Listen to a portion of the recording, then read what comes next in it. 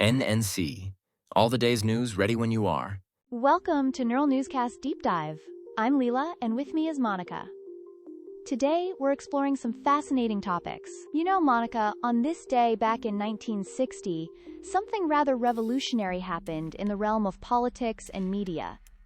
John F. Kennedy and Richard Nixon squared off in the first ever televised presidential debate. Quite the game changer, wasn't it? Absolutely, Lila. It marked a transformative moment in how political campaigns were conducted. I mean, think about it.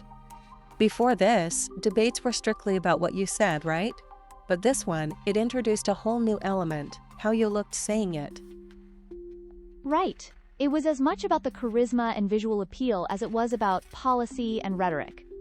Kennedy, of course, understood this brilliantly. His on-screen confidence and poise practically oozed charisma. Exactly. And Nixon, who wasn't quite as comfortable in front of the camera, suffered for it. There's that famous story of him rejecting makeup for the debate, which left him looking rather, well, unwell, under the harsh studio lights.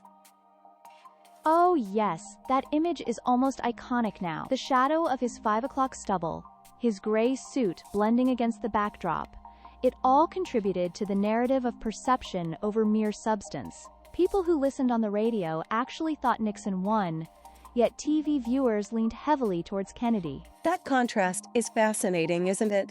It perfectly illustrates the shift in political communication.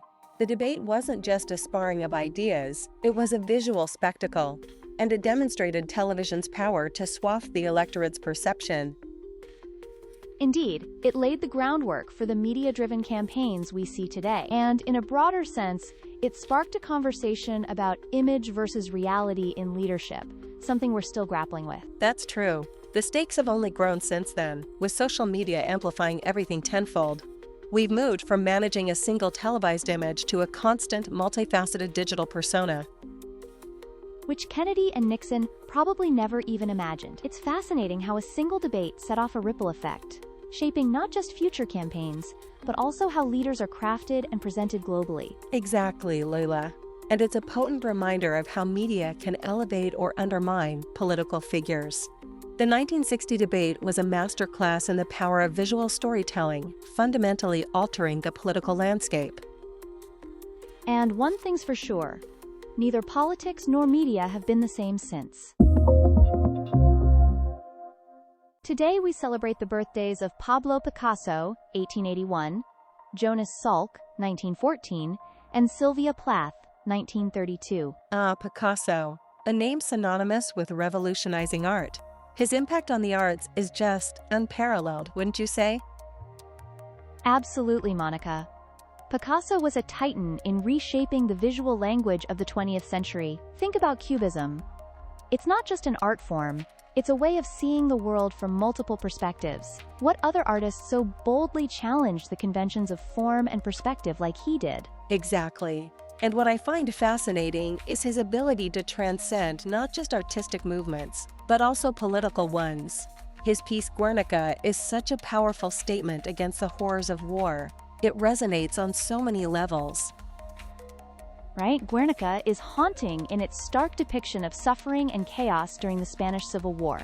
It's a brilliant fusion of personal style and political commentary. The way it captures grief and rage, it's visceral. And isn't it interesting how Picasso managed to maintain his avant-garde edge even as he aged?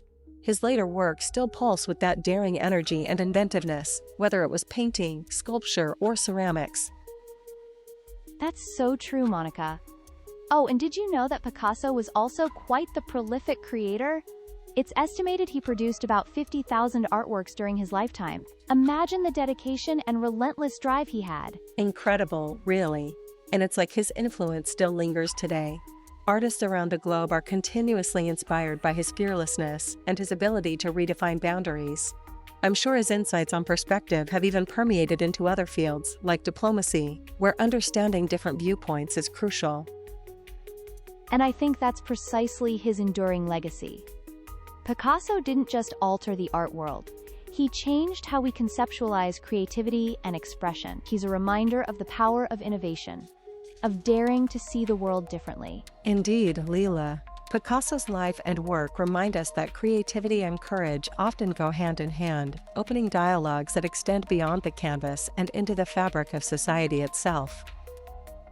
We'll be right back after this short break. Thanks for listening to NNC Neural Newscast. This is Chad Thompson, the founder of Neural Newscast. If you want to go deeper, we've got more stories and context waiting for you at our website, neuralnewscast.com. Thanks for staying with us on Neural Newscast Deep Dive. Let's get back to our discussion. Did you know there's a fascinating trend where people are obsessing over these incredibly challenging Sudoku puzzles? They're called two very fun but very hard Sudokus, and they're sparking quite the conversation in both artistic and analytical communities. Really? I hadn't heard about that. What's driving this sudden interest in such complex puzzles? It's a curious blend, actually. On one hand, you have the pure intellectual challenge. People love to test their boundaries. On the other, there's an artistic element, the complexity of these puzzles, the creativity in their design.